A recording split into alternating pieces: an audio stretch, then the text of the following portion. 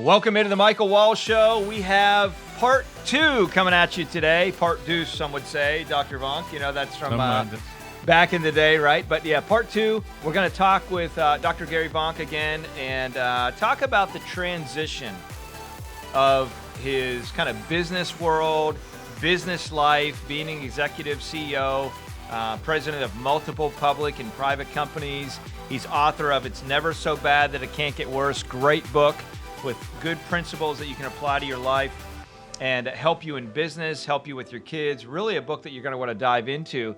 But in this segment, we want to talk about the idea of his transition as president of Keiser Flagship and what that looks like. He's had some real extensive business experience in the private equity world, and now he's come over and he is really putting that effort and that knowledge into the collegiate space.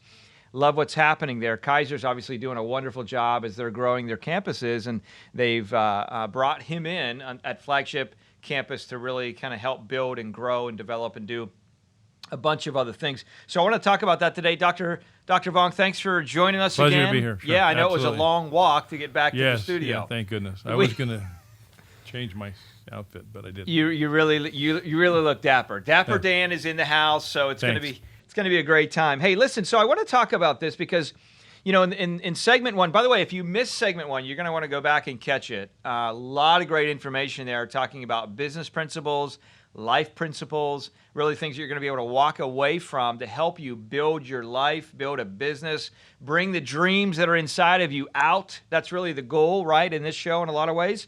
But I want to talk, Dr. Vonk, about the idea of college. This is something that I think a lot of people today are questioning. Yeah, sure. Is college relevant anymore? Is it something that we should do? Is it something that everybody should do? Is it something that, is really going to be beneficial? Are these colleges just taking all of our money and we're not really getting any real practical value from? I mean, all of these things that we hear, right? Right. And, one of the things that so encouraged me, let me say, when I connected with you through a mutual friend is the fact that, as the president of Keiser Flagship, you guys are really doing things differently, and you're striving to do things differently. In fact, we mentioned kind of off air that I'm driving down to a Miami Marlins game, and I see a billboard that says Esports, Keiser University. I'm like, what?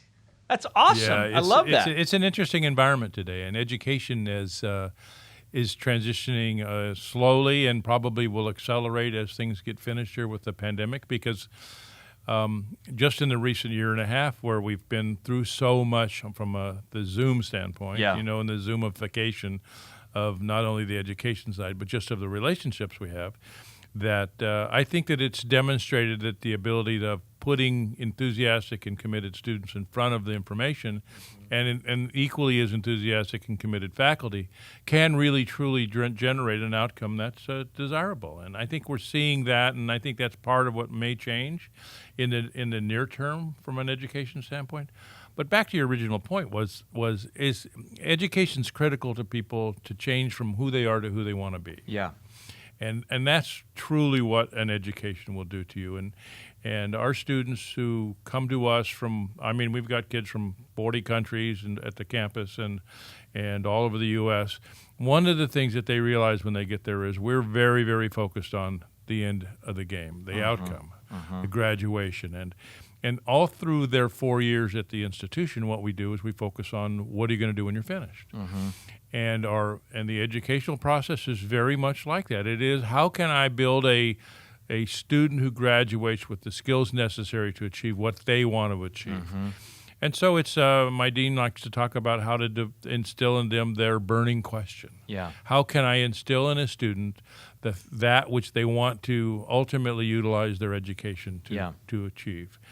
And I think that's one of the great things about Keiser, and that is that we focus on those outcomes. We're the largest institutionally over all the campuses. We're one of the largest healthcare educators in the state and in the country, for that matter. And we're really putting a lot of people to work in jobs and professions that are truly exciting for them and have a major impact on on the residents of Florida. Well, I love the idea. I mean, kind of what I drew out of what you just said there is with students as they're coming in, and this is what I what resonated with me after we met on campus is kind of the idea that you're talking about starting with the end in mind, right? Yep. You're saying, okay, absolutely. Not just because, I tell you, I mean, a lot of people, they go to college and they're in a place where they're okay, I'm going to get a degree and that's great. I got a piece of paper and I went to this university and maybe I can put their logo on the back of my resume. My resume, or even the sticker on my car. Right. That way everybody knows, like, hey, look at me, I went here. But how equipped really are they to do what they wanted to do in life? And a lot of these kids don't really know what they want to do. I love the idea and the premise that, the thought is really a lot of people don't know what they want because they don't know what's available. And I think, as you mentioned, with the right education, they say knowledge is power. I don't agree with that. It's the application of knowledge. Absolutely true. And so starting with the end in mind is the idea of saying, hey, we're going to take a student, right, and help them see what they want to do and then get there. So tell me a little bit about, or let's talk a little bit about, I guess I should say, your journey. So you went from president, CEO, executive, private equity, business world, right, for years and years and years. And now all of a sudden, here you are, president of the flagship campus at Keiser. What made that change? Well, it's sort of a funny story. A friend of mine who's also affiliated with the Keiser University, one of the senior guys there, we've been part of a group of people who go away once a year for a golfing outing in Myrtle Beach. And they've been going on for 35 years, I think, now. But somewhere in the middle of that, while I was still flying to Seattle and coming home every couple of weeks, I said to him, what's it going to take for me to teach? And he says to me, well, I had a bachelor's degree at the time. He says, you have to have a master's degree in 18 credit hours and a concentration. I said, okay. And then 2 years later, on December 9th, I called him and I said, when do I start? He goes, what do you mean? And I go, well, what do you mean? I said, you said I had to have a master's degree in 18 credit hours, so I just finished my master's degree on Saturday in Florida Atlantic, and I'm ready to go. He goes, holy smoke, let me call you back. And that's kind of how the journey began. I realized at the time when we had that conversation 2 years prior to my graduating with my master's that it really was something I wanted to do. And the great thing about education that I have found based on my life's history is that in my regular life prior to the education, I've got a customer twice a month for 15 minutes, in retailing or in the environments I was in.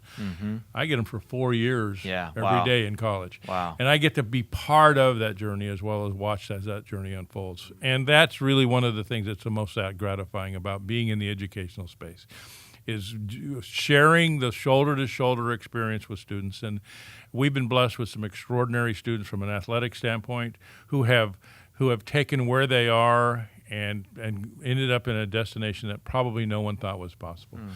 And I can remember one of the stories I heard was our basketball coach recruited a guy who was 7'4", never played basketball, who was from Africa, and said, I'm going to make you a basketball player, but first and foremost, we're going to make you a student. And this kid turned out graduating. I think he just graduated with his master's degree last week. Wow. So it's about transformation. Yeah. And it is not only for that. And I tell my people I work with, the faculty, when I have a faculty meeting or any of those other things, I say, this is a business about transformation. I said, and you cannot transform students without being transformed yourself. You cannot be part of this journey and not be affected by it. That's exactly right. And it's most journeys are like that. If you just realize, if you stop for a second and realize what impact it's having on you and you're having on others, I think that's the sort of thing that makes it super enjoyable. Well, I love again, what I drew out there, and I love what he's talking about here. And this is important, so don't miss this. And this is something that I heard from Zig a long time ago. Dr. Vonk didn't say it exactly this way, but this is what I drew out. And that is, a lot of people have gone a lot farther in life than they thought they could because someone else thought they could. Now think about that for a minute. What we're talking about is pulling out of each and every person the gold that really exists inside. And I think that's what you're saying as far as education. I love that. It's the idea of empowering people. And on this show, that's really my passion, is to empower people. I love that thought. By the way, I got to give you a little kudos. Number one in lacrosse. I know you were women's lacrosse this last weekend. That's pretty cool. And number one in the country. In the country. In the United States. We're talking about the USA. NAIA, not like the country champions. of Palm Beach County. Okay. Yeah. We have a number of teams that have been very, very strong this year and been elevated to that. So, and it's exciting, but it's also part of that same journey we talk about. There will be very few, if any, of our students who graduate will go on to any professional athletic activity. Yeah. but that part of their life's journey will always stick with them. And I remember when I played tennis in college and junior college and went to states and was top 10 in the state of California and all that, to this day. And I'll still talk about it and smile when I do. Yeah. Because I realize that part of my journey was something I can remember and enjoy.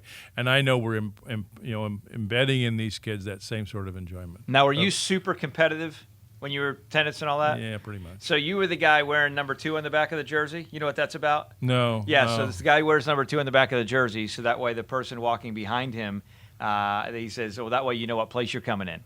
Oh, no, I never knew that, but I would have used that because I'm that kind of guy. Yeah. I like that competitive spirit. So tell us about a little bit about what you see.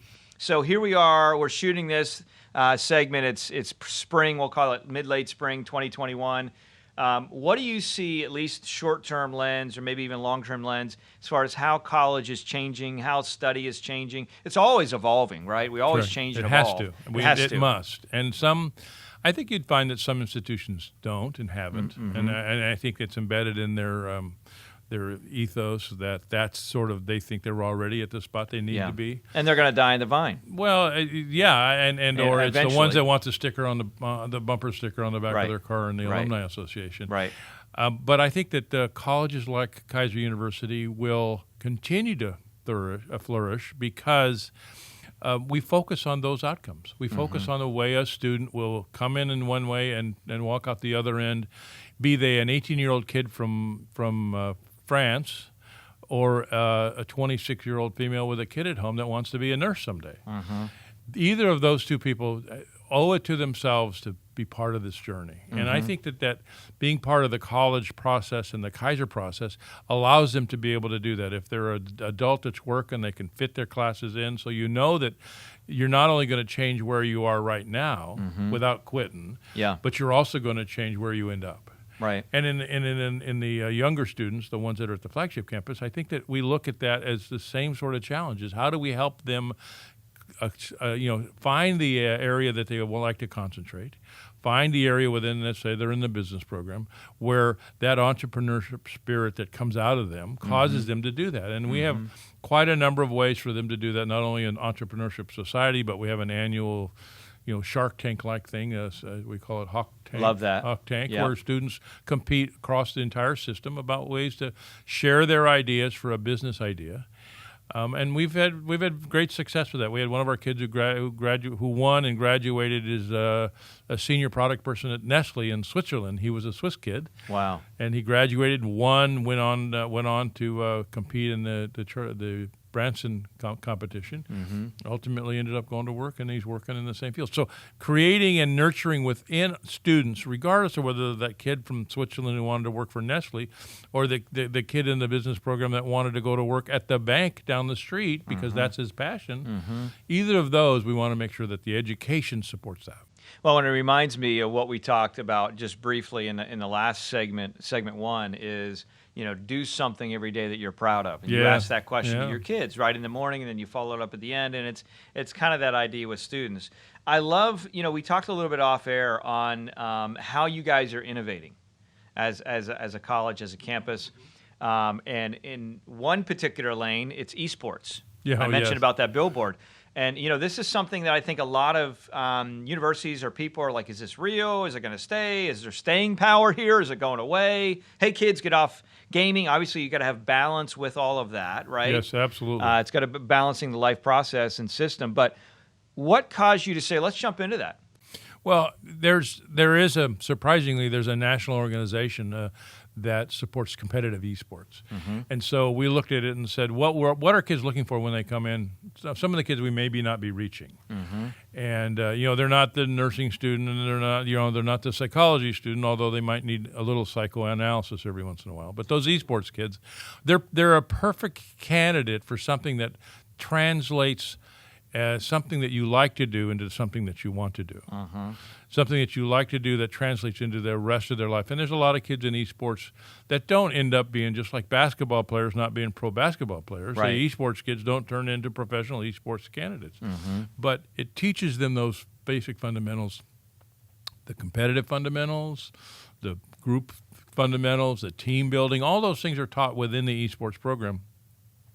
And all of the kids that are in the program aren't necessarily kids that are bachelor's degree in esports, which we don't even have, but they might be in engineering or they might be in business, but they're translating the pieces of this experience into where they end up. Yeah. And that's I think the key to the esports program, the innovation. We did it we built an equestrian program because parents didn't want their kids to go to Virginia and South Carolina to get an education who were interested in equestrian. So we built an equestrian program. Yeah. And they can go into a biomedical science with veterinary concentration and those sorts of things. So we want to be able to craft a plan that says, we want to recognize your destination, and then we want to be able to help you get there. And I love the fact that, you're in a place where you're talking about reaching students that are currently unreached. I really believe that the more we can get the message out of the fact that you are created with purpose, for a purpose, and you're the only one that can use. I love what Zig says. You are literally the only one that can use the gifts and abilities that you have. That you've been given. We talk about the fingerprint, right? You're the only one that has ever lived.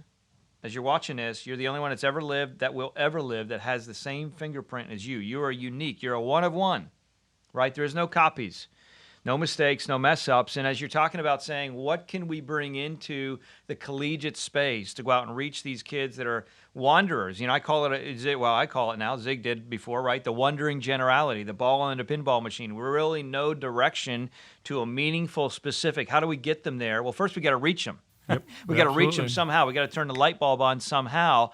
And I love that you're in a place where you're saying, hey, this is what we're going to do. We're going to think outside the box, even though it may not be traditional, even though it may not be what everybody else is doing. We're going to look and say, what is the need? Where is the need? How can we reach? And then bring them in and take them through that process of bringing the gold out of them. Right, on the journey, right? True. Starting with the end in mind. I love that. Yeah, well, and that's part of it. I mean, our healthcare, for example, we go from ASN, associate's degree in nursing, all the way to nurse practitioner. All along the way, that's 8 or 9 different steps that a student could take and could really, truly translate their passion into their outcome, into the job that they ultimately end up in. And those sorts of things for students give them hope that education is going to be worth the trip. Yeah, well, I've enjoyed the show today, the interview, and Dr. Vonk, I'm going to give you the second to the last word. Oh, okay. So if there was anything that you would say to someone listening to this via podcast right now, watching it on YouTube or on social media, wherever they're watching this, and they're in a place where they've lost hope in the collegiate space. They've lost hope in the educational system. They've lost hope, this feeling of they're indoctrinating my kids. They're going to university and all of this, indoctrination of business is bad and all of these things. And I'm not sure what to do. What kind of encouragement would you give to someone? Maybe a student, maybe a parent. Well, I think we talked to both of them in very similar fashions about the outcomes. We talk about not only the benefit of the journey and are the significance of a high completion rate. I think students need to recognize that there are a lot of people that finish. There's 40 million people out there that have credits from college but no degree. 40 million. So, that's a rough number. But, of course, those are people that went out on the journey, ran into some sort of barrier that prevented them from finishing, and are now out in the workforce doing whatever it is they need to do to survive. And I think the challenge that students should look at and their parents is where are we going to be when we finish, and what are the chances that I'm going to be at that goal line? And I think that focusing on the students themselves, we have a students first mentality. So every single thing, they walk in my office when the door's always open. They just walk in, and if we need resources, we give them resources to be successful because ultimately we only get that 4 years. We only get that 4 years to have a major impact on those students, and then they're off forever. Yeah. And as I said, that bottle will wash ashore someplace, and that magic will come out. Yeah. And the beauty of that is how can we make that 4-year process or the 2-year process for an associate's degree, any and all of those things matter to the student to the degree that ultimately they end up where they want to be. Yeah, love that. Well, again, having a conversation with Dr. Gary Vonk, president of Keiser University Flagship. Been in the business space, CEO, president, executive, author, hot off the press. You got to get this. It's never so bad. It can't get worse. He literally just handed me a copy. I'm going to be reading this. It's going to be really, really good. Dr. Vonk, thanks for joining us today. Pleasure to be here. Really and listen, nice. as we're winding the show down, I got to tell you, I know that in life you're in a place where you're saying from time to time, I got kids. Maybe I'm not sure what I want to do in life in general. What should I do? I have friends that their kids are thinking about college or school, and they have questions about what it looks like, where to go. How should I be thinking? How should I be evaluating the university I'm looking at? I want to challenge you to this. And that is, don't just evaluate the school or the process that you're going to send your kids to, or that you're going to even maybe send yourself to and through, based on the logo that you put on the window of the back of your van. Because I see a lot of cars that aren't real nice, quite honestly, with nice stickers from expensive schools. Now, I'm not saying that they're bad or good. What I'm saying is you want to make sure that you find a place that focuses on beginning with the end in mind. As we talked about on the show, focuses on the idea of really bringing the gold out of you and your students and what they were designed to do. That's so important. I remember the thought of, hey, listen, 4 years from now, maybe you'll have a degree, maybe you won't, but what you'll know for sure is you'll be 4 years older, and you can't repeat that time. You want to make sure you use it effectively. And I want to challenge you also to share this with someone that needs to hear it. There are so many people out there that need to hear this on your cell phone, you're texting with, connecting with, social media. Share this show. Say, hey, listen, I learned something great from this. I was encouraged by this. It maybe reignited the hope in the collegiate space for me again. Making college great again, let's call it that, right? Whatever it is, but that's the goal, that's the desire. And if you have not yet subscribed to this show, I want to challenge you to do so. Just hit subscribe and click the notification bell so that way you can get the information as new shows come out. As always, listen, my goal and desire is to help you live on purpose so you can live with purpose. Have a great one. We'll talk to you next show.